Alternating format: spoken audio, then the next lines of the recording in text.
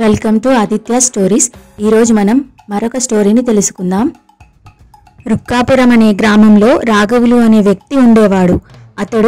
అతని భార్య మరియు 12 ఏళ్ల కుమారుడితో కలిసి జీవించేవాడు. వాళ్ళ కొడుకు ప్రతిరోజు పాఠశాలకు వెళ్ళేటప్పుడు చిరుతిండి కోసం డబ్బులు అడిగి తీసుకెళ్లేవాడు. ప్రతిరోజు అలా తన కొడుకు డబ్బులు తీసుకోవడం, చిరుతిళ్ళు కొనుక్కోవడం గమనించిన తండ్రి రాఘవులు కొడుకుని ఒకరోజు మందలించాడు. తండ్రి మందలించడంతో తండ్రికి తెలియకుండా తల్లి ఎంతో కొంత ఇచ్చి పంపేది.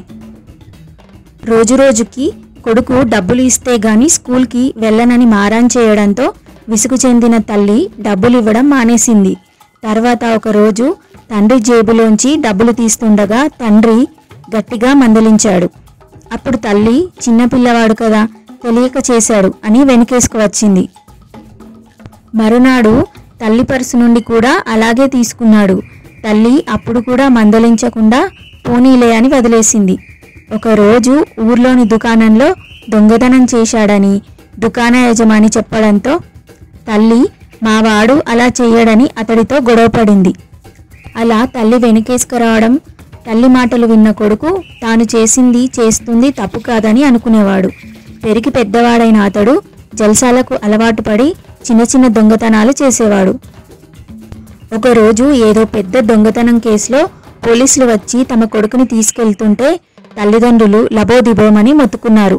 చాలా బాధపడ్డారు. మొదటిసారి దొంగతనం చేసినప్పుడే గట్టిగా మందలించి ఉంటే సరిపోయేది, ఇక్కడి దాకా వచ్చేది కాదు అని బాధపడ్డారు.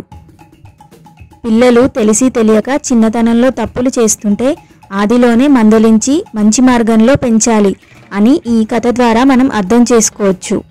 ఈ వీడియో మీకు నచ్చినట్లయితే లైక్ చేయండి, షేర్ చేయండి. మరిన్ని మంచి మంచి కథల కోసం మన ఛానల్ ఆదిత్య స్టోరీస్ని సబ్స్క్రైబ్ చేసుకోండి. Thanks for watching.